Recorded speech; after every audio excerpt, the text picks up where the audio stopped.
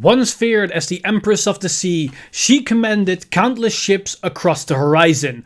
But one stormy night, she disappeared without any trace. Some say she was betrayed by her own crew, or others say she was taken by the moonlight itself. Nothing is more mysterious than the truth, as she was turned into a creature of the night. Now taking the title of Vampire Princess, she's roaming the seas under the gaze of the moonlight in search of revenge.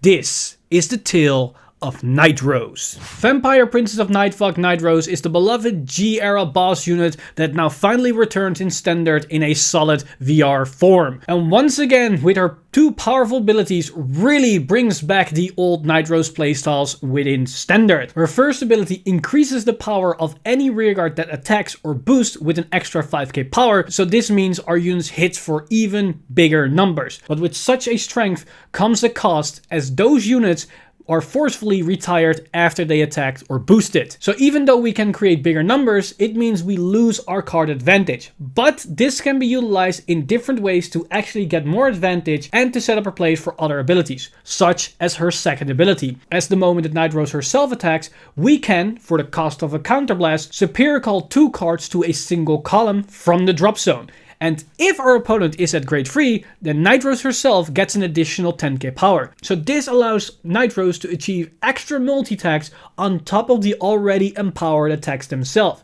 And this extra attack that we can create gets also once again the extra 5k buff from her passive Vanguard ability. So Nightrose allows us to empower our units to their max potential, and it allows us to multi-attack on top of that. So Nightrose herself is a centerpiece to a powerful engine, but as every captain, they are nothing without a powerful crew. So let's take a look at the crew that Nightrose has assembled. So as soon as Nightrose clears our units themselves, a good fit for this ability are units that will destroy themselves anyways after they attacked. One such a card is Dragon Undead Skull Dragon.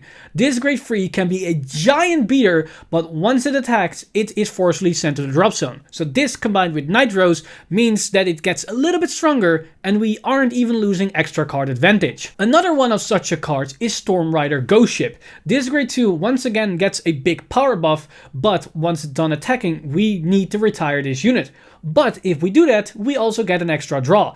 So this, just like Skull Dragon, allows us to get even more value on top of what we already are getting with Nightrose, her passive power ability. So this can be utilized as a really solid draw engine in the early game, as well as a good aggressive option. Now there is a problem with Skull Dragon and Ghost Ships in themselves, as these cards cannot be called from hand. So we need to be able to call them from the drop zone. A really good card that allows us to do that, which can also be a centerpiece to multiple plays, is Witch Doctor of Powered Bone, Negrobone. This card allows us to superior call any card from the drop zone to the field as long as we have enough cards in our drop zone. But as you're gonna see with the other cards, this isn't really that hard to fulfill. So Negrobone allows us to get access to any cards in the drop zone, and most preferably those cards are Ghost Ship and Skull Dragon. Now if we want to take Nightrose to the next level, the best card to do that, to really showcases Nightrose's full potential, we need to look no further than Pirate Swordsman Colombard. This grade 2 allows us to not only filter our deck for a specific card and mill that card, we can then superior call any card from our drop zone to the field. So ideally you want to send a card like Ghost Ship or Skull Dragon to the drop zone, or even Negrobone if you already set up for your potential plays. But where Colombard really shines is in combination with Nightrose herself, because if Colombard is one of the two cards that you superior call with Nightrose, you can then activate Colombard to then superior call another unit to the other column, which then allows you to achieve a maximum of 5 attacks in one single turn. And that other attacker is definitely gonna be a Ghost Ship or a Skull Dragon, as that means you get even more advantage over the course of your multiple attacks. Now another grade 2 which is vital for Granblue in general is Greed Shade.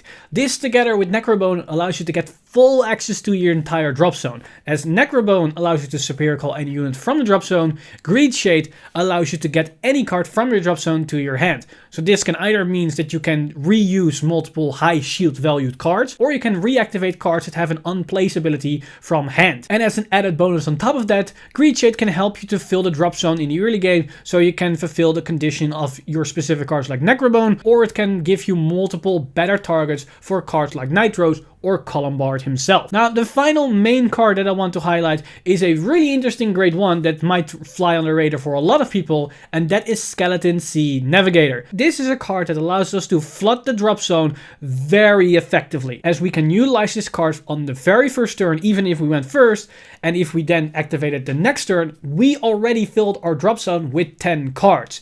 That's the magic number we want to hit as fast as possible, as not only does that allow us to get access to our Negrobone at full power, but it also means that cards like Greed Shade and Skull Dragon are also a lot more powerful. Now, in the terms of resources, as you might have seen, the core cards don't really use a lot of counterblast at all. We have Nightrose that uses one for a multi-attack from a column, and then we have Colombard that uses one counterblast to superior call a unit to the field. So in the correct setup, you'll probably only use 2 counterblasts a turn from your turn 3 onwards. So in the early game, you won't really use any counterblasts, and then in the late game, that's where you start to use counterblasts. But a good card that allows us to generate the necessary countercharge is the grade 1 Dancing Cutlass. This is a perfect card in combination with Nightrose, as not only does this generate us resources on demand, it is a really good booster for Nightrose herself, as it's a 6k unit.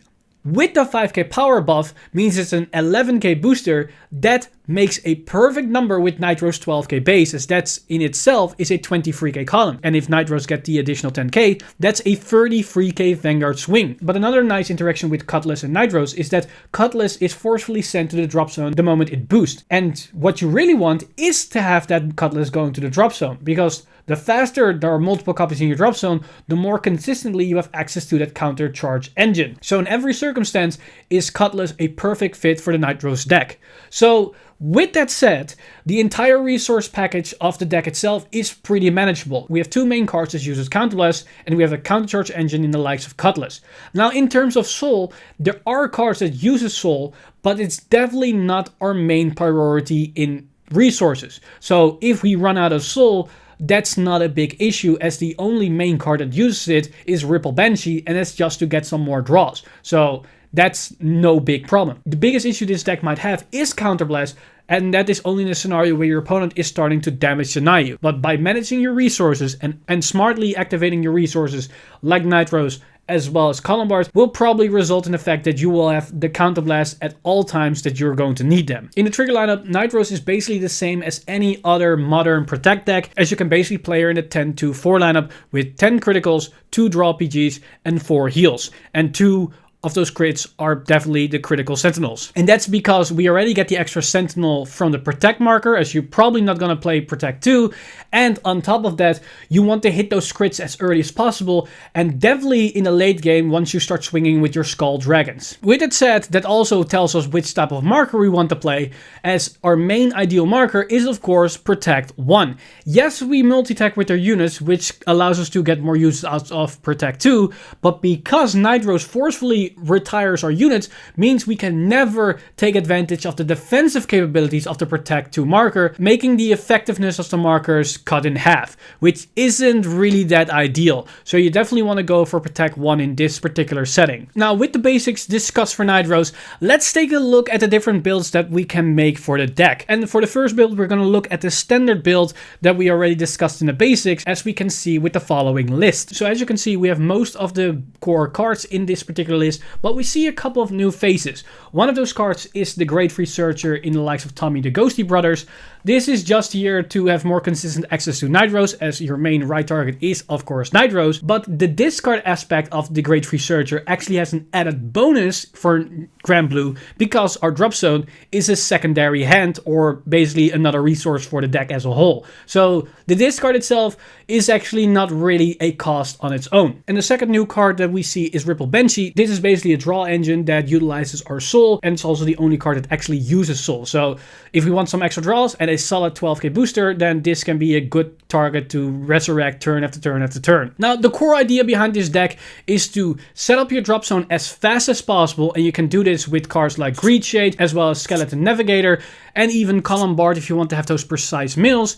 And then once you have set up your drop zone, you want to utilize your Nightrose as effectively as possible. In the earlier offensive turns, you want to definitely go with some ghost ship plays, as those cards not only allows you to swing for high numbers, but you also get that extra draws. So that allows you to negate the minus that you make with Nightrose herself. But once you enter the late games and you already set up your drop zone with quite a sizable amount, and you have access to your Skull Dragons, that is where we start to get into the interesting place. Because this is definitely the moment where you want to utilize your Colombard to its full potential, as there are two main Colombard lines that you can do. The more obvious play is that you attack with your units, and then once you use Nightrose Superior Call effect, you target the Colombard as well as any other grade 1 to create that column. Then once you resolve that, you activate Colombard to then Superior Call any other unit to the side column. This can be a ghost ship if you want to have the extra draw, but if you want to go for a bit more offensive option, then you can go with a Skull Dragon if you have already a quite sizable drop zone. This in itself is already 5 attacks,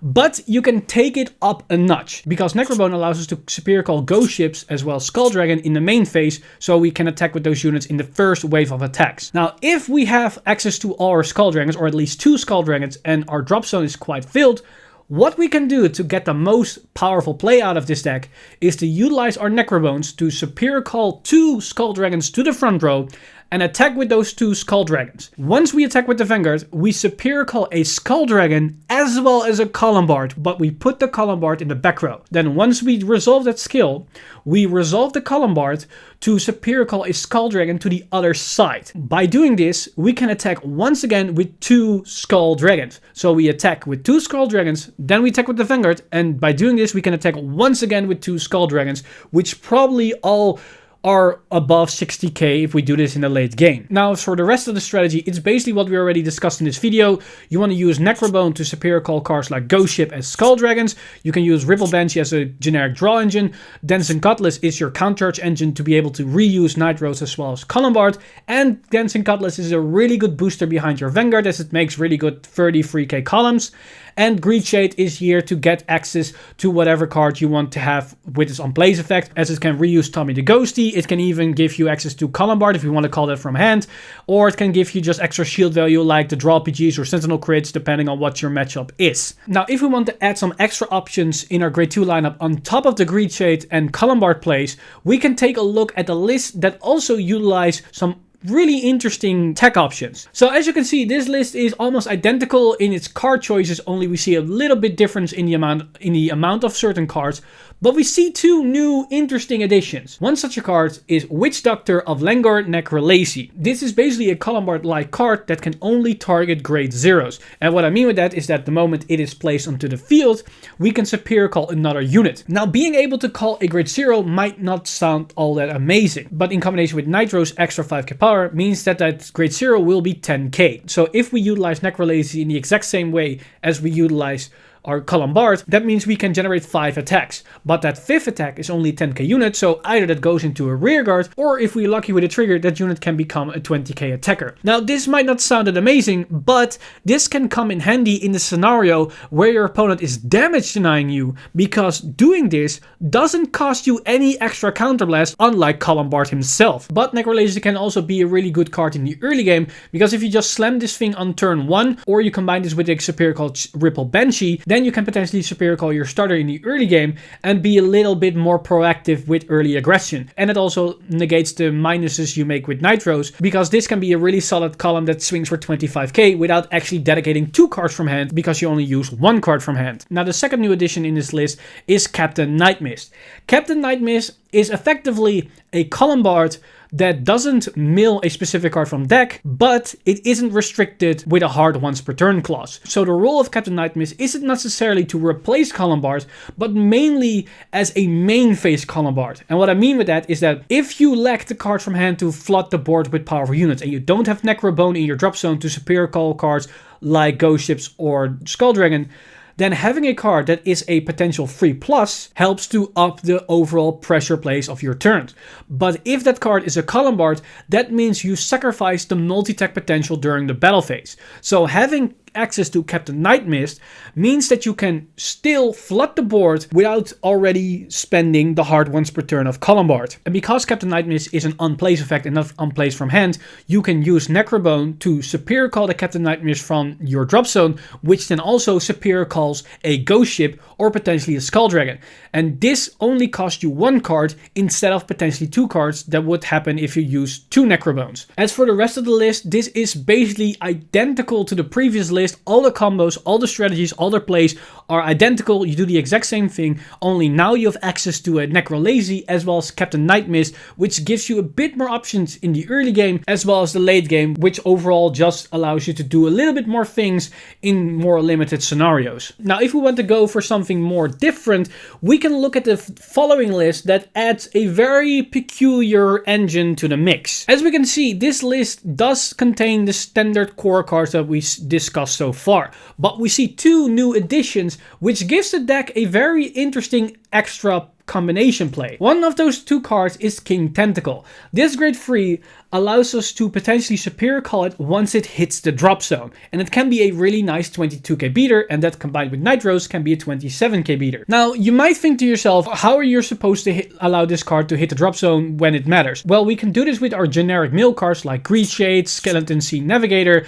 and if we're lucky and we hit those cards in the early game, maybe on turn 1 or turn 2, we can get a solid beater as early as turn 1 or turn 2, which is pretty nice. But we can potentially even forcefully activate King Tentacle on demand with Colombard himself, because on turn 2 we can potentially resolve a Colombard, mill the King Tentacle, then superior call whatever card we want to superior call to the field, ideally a grade 1, because then we can resolve the King Tentacle and superior call it to the other side of the field and get a solid 22k beater. But if Colombard is our grade 2 unit and we milled another grade 2 in the early game, we can even set up a very powerful grade 2 sweep turn with two powerful grade 2s and a King Tentacle that is a 22k beater to the side. Now there is one more layer that we can put on top of this, and this is thanks to the inclusion of Ruin Shade. Ruin Shade is a generic mill card that allows us to rapidly mill extra cards into our drop zone, and it can be a really nice 13k beater. But the true effectiveness of Ruin Shade in this list is the ability to mill cards during the battle phase. And what I mean with that is that once Ruin Shade attacks, there is a small chance that it mills a King Tentacle. And once it mills a King Tentacle, we can then superior call that King Tentacle to the field.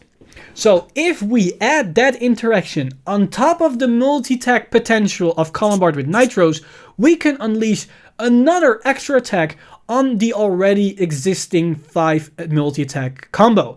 Because what we can do is the exact same thing as normal. We superior call Colombard with Nightrose, then the Colombard, instead of superior calling a Ghost Ship or a Skull Dragon, you can go a little bit fancy and superior call the Ruin Shade to the other column. Then you can attack with the Ruin Shade, and if you're really super lucky, you mill a King Tentacle, and then you can superior call that King Tentacle to the field and have yet another attack ready. As for the rest of the list, this is once again identical to what we discussed so far. We have the multi-attack strategies, we have the beaters, we have the card advantage, and just a generic mill engine in the grade 1 lineup. Now before we go, I have one more interesting list to address, and that is a list that still holds true to the generic nature of Nightrose, but we add one specific card that gives the deck one extra play in the late game. And that card is Skeleton Bomber. This grade 2 allows us to potentially flood the board with all copies of Skeleton Bomber for one counterblast.